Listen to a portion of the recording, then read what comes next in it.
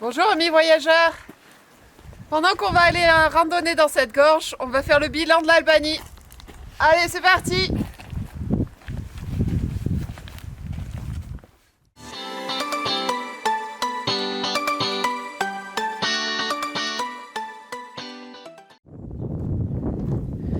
La première chose qu'on a fait en arrivant en Albanie, c'est nous rendre en ville, dans la ville de Skëder.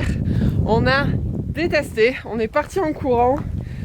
Du monde de partout, le bordel sur la route, il faisait pas très beau, enfin, il y avait des manifestations, rien pour nous plaire. Donc on a tracé, donc déjà on va commencer par dire l'Albanie. C'est surtout les lieux sauvages plus que les villes qui nous ont plu. Et pendant que je me demande ce que je fous ici dans cette rando qui doit durer 4 à 5 heures avec un bon petit dénivelé, on va se remémorer les magnifiques paysages des zones naturelles d'Albanie.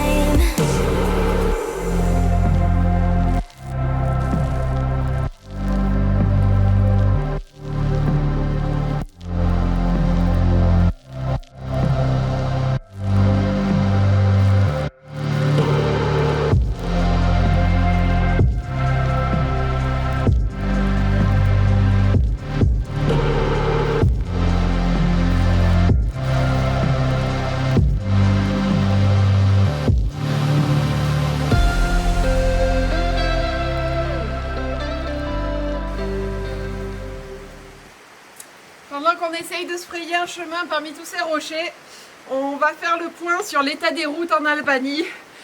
Et là, il y a beaucoup à dire. Allez, essayez de pas nous casser la figure.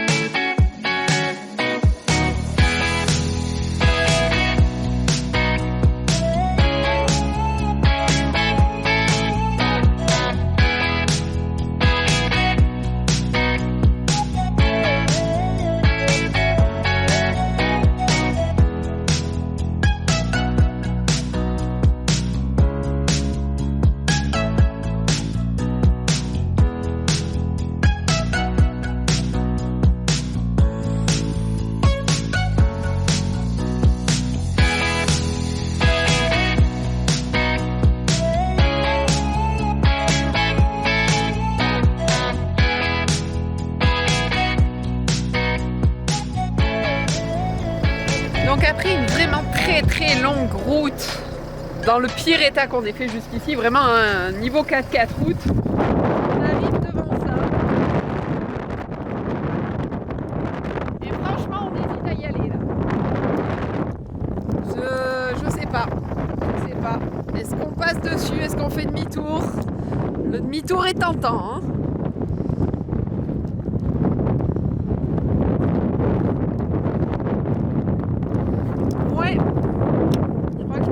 Demi-tour, hein. Même si on en a pour 1 heure de sale route, je sais pas.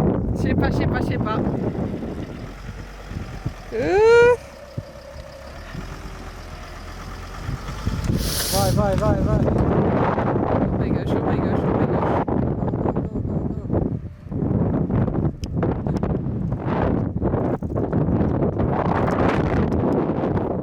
On a demandé à ce monsieur si ça passait, il a dit que plus gros ça passait. Donc on y est. Purée.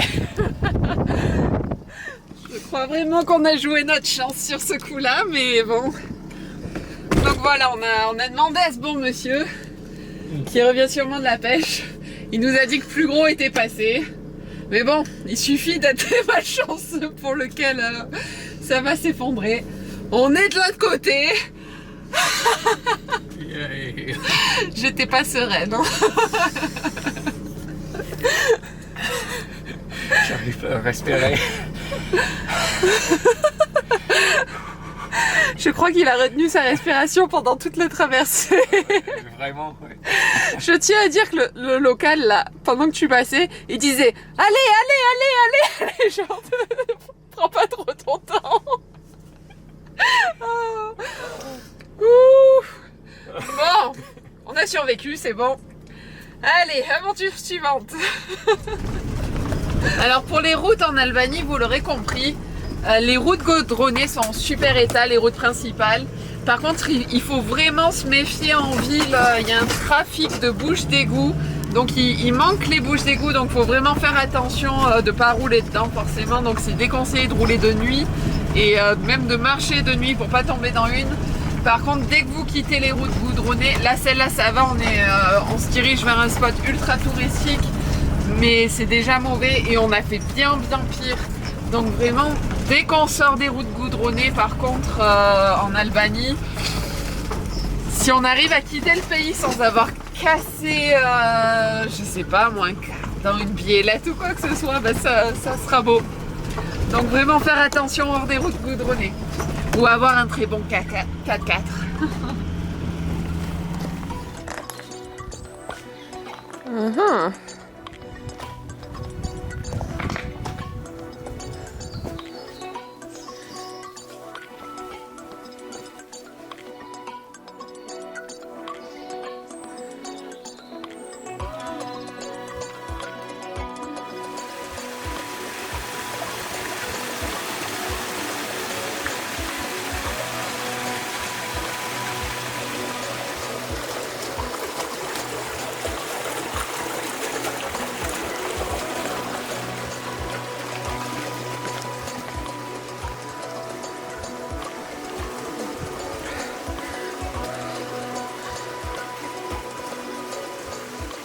On va profiter de cette magnifique eau claire pour une autre transition à la noix en parlant de comment on a fait nos eaux en Albanie, la vie en camping-car en général.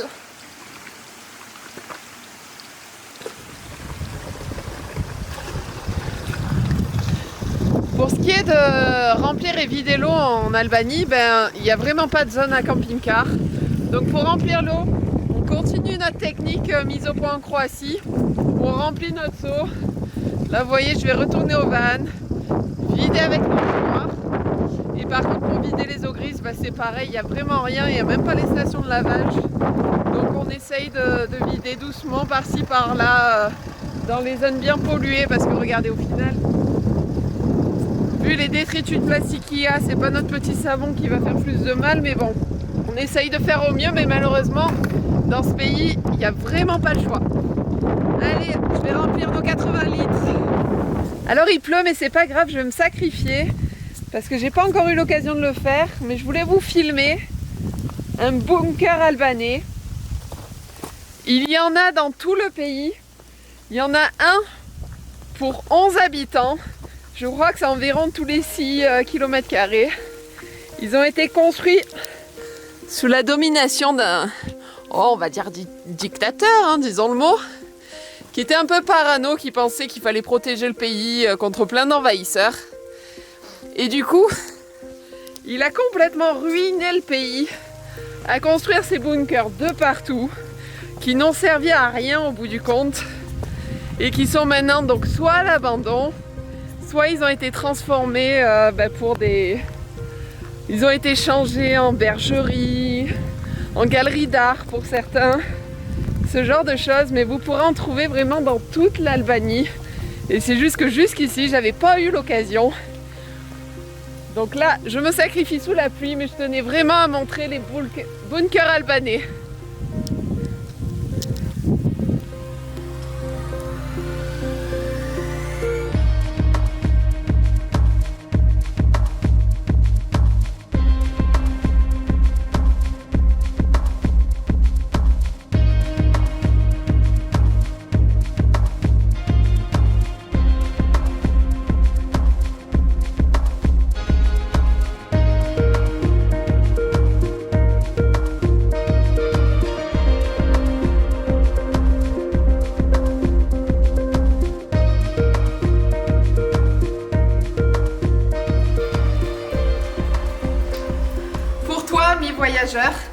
Je t'offre les gorges de Ridomo en Grèce. Petite parenthèse sur notre bilan de l'Albanie, parce que ces gorges sont absolument spectaculaires.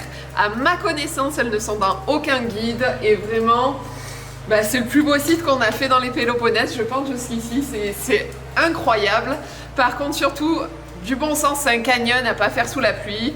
Éviter le vent, je pense que ce serait très désagréable. Et surtout, oubliez les enfants et les chiens.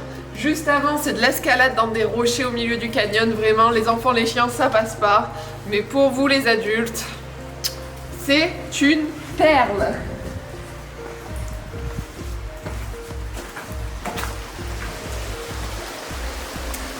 Donc, notre petit bilan d'Albanie. Pour ce qui est des spots, je vais vous mettre quelques vidéos derrière, bien sûr. L'Albanie, donc je pense que je vous le dis dans les vidéos, on peut se garer librement où on le souhaite et ça c'est vraiment très très cool. On y a fait des spots magnifiques. Voilà, je vous mets les vidéos derrière avec cette belle vue derrière moi. Profitez! Pour ce qui est des spots en Albanie, honnêtement il y a des spots magnifiques à faire. On a le droit de se garer partout où on veut en Albanie, le camping sauvage est autorisé. Là par exemple aujourd'hui on s'est mis en montagne avec un spot avec une vue à 360 degrés. Donc franchement on est très bien posé ce soir. Sur la côte il y a plein de spots le long des plages. En fait vous pouvez vous mettre carrément sur le sable. Vraiment il y a des endroits très très beaux à faire. Par contre l'Albanie, à savoir, ce spot ça va vu qu'on est au milieu de rien. Mais la plupart du temps il y a des déchets un petit peu partout. Donc il faut savoir ignorer ça et profiter simplement de la vue et du panorama sans regarder trop par terre. Mais pas trop de soucis pour trouver à se poser. À part aux alentours des grandes villes, il vaut mieux aller dans les endroits perdus. Enfin bon, c'est un peu le but de la vie en van aussi, c'est de vivre un peu abandonné. Voilà, donc nous, c'est l'heure du repas. Midi, enfin il doit être 14h, mais c'est pas grave, on n'a plus trop d'heures. Alors je vous laisse là, allez!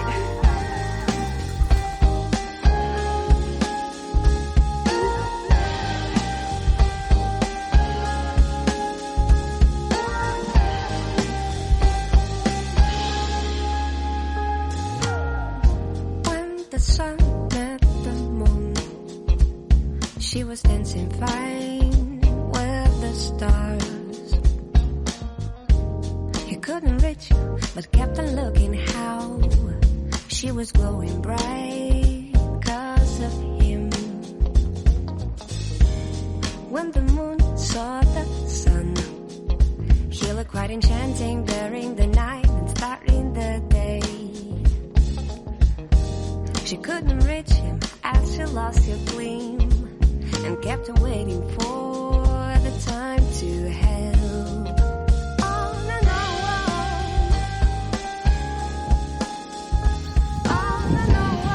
Alors pour aujourd'hui, j'ai aucune idée de là où nous nous trouvons.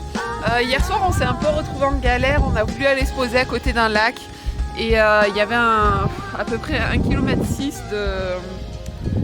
de pistes. Et bon, on a fini par comprendre que les pistes en Albanie, c'est juste pas possible. Et arrivé au bout de la piste, il y avait un portail. Donc en pleine nuit, on s'est retrouvé un petit peu en galère. Donc on est venu se poser à côté de ce château. On s'en sort pas trop mal.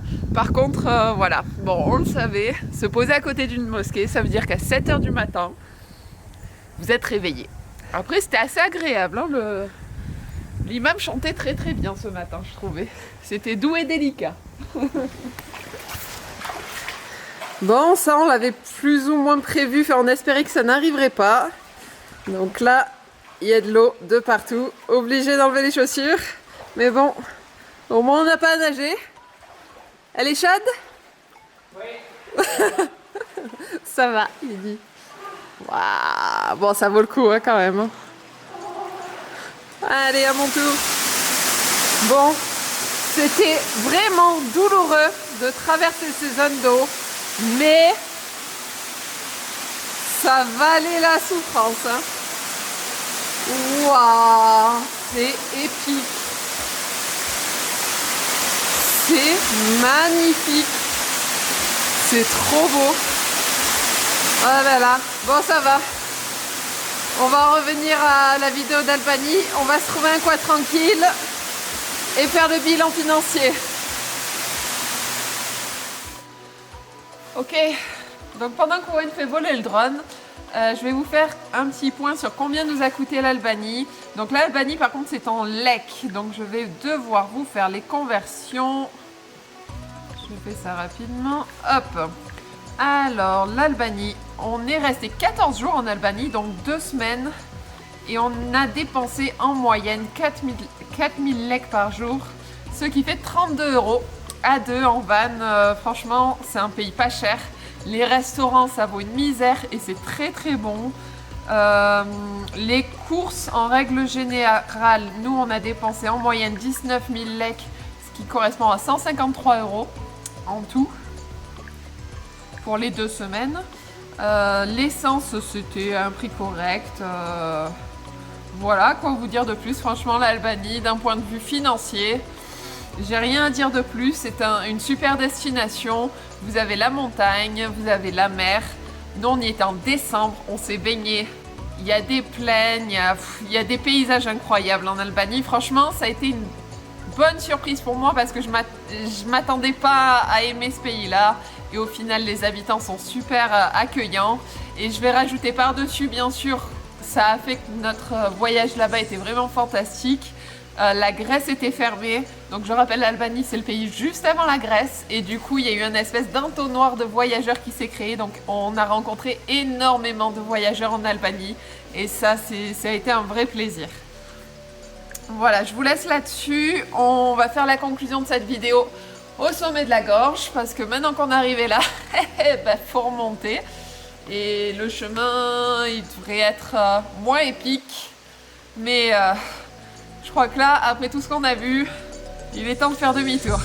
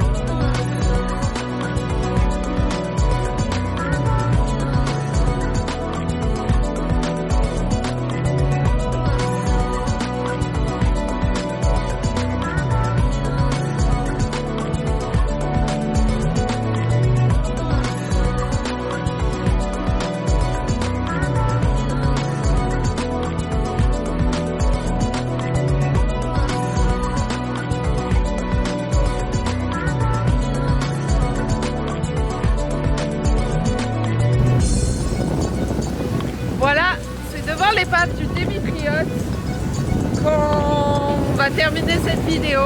L'Albanie fut donc une bonne surprise, surtout le sud de l'Albanie. C'était vraiment magnifique, beaucoup plus que le nord, j'ai trouvé. On y a fait des rencontres incroyables, on y a passé des super moments. La météo et la température étaient géniales, donc vraiment très bon pays, vraiment grosse surprise, je le redis, parce que en y rentrant, j'avais qu'une envie, c'était repartir, et au final, un petit pincement au cœur en partant quand même. Donc vraiment super pays. Je vous dis à la prochaine vidéo et allez, ciao!